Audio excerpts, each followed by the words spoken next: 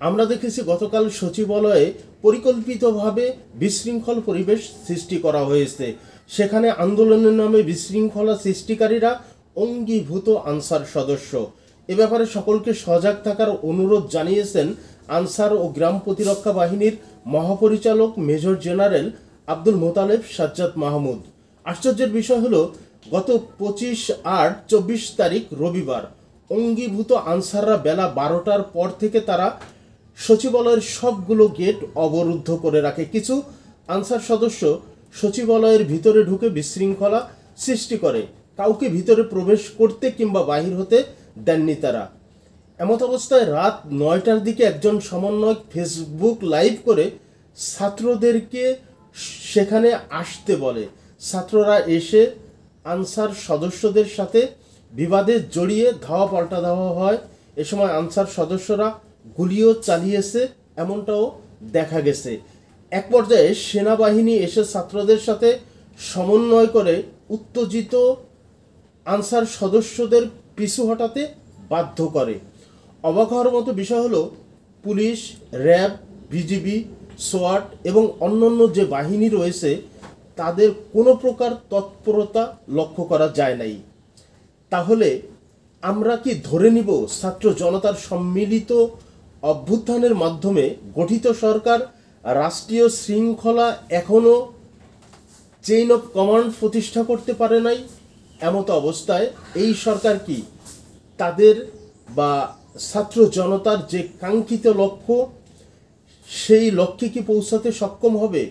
ইতিমধ্যে সরকারের মধ্যে আমরা দেখেছি এক প্রকার সিদ্ধান্তগত দুর্বলতা চরমভাবে ফুটে উঠেছে।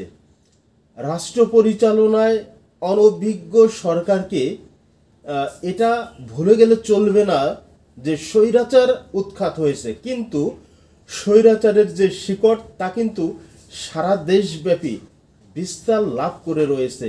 এমত অবস্থায় যদি সঠিকভাবে সিদ্ধান্ত নিতে অপারগ হয়, তাহলে ছাত্র জনতার অভ্যুত্থানের মাধ্যমে যে বিজয়, যে অর্জন, সেটি ধুলার সাথে মিশিয়ে যাবে।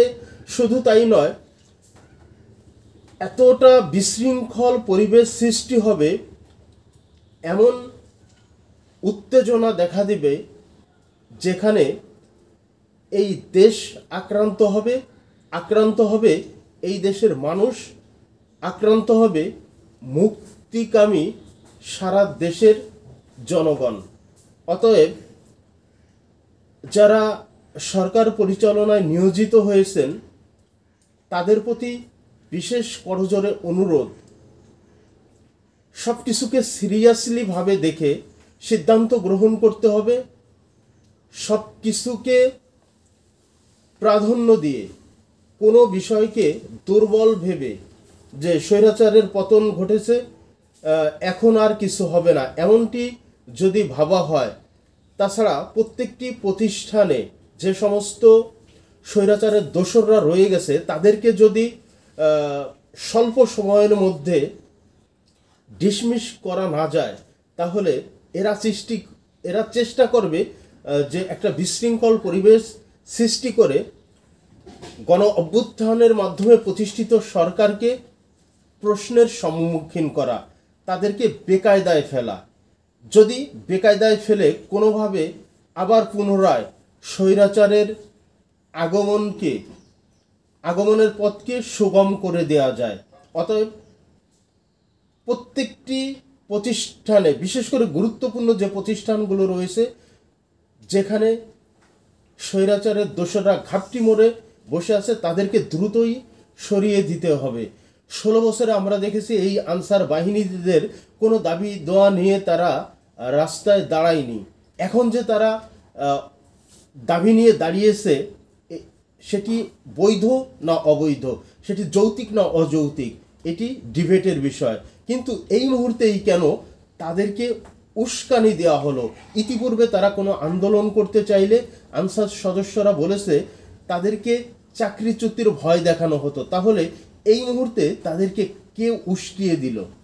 এগুলো খুঁজে বের করতে হবে, তাদেরকে আইনের আওতায় আনতে হবে, না হলে বিপদে পড়বে দেশ, বিপদে পড়বে এই জাতি।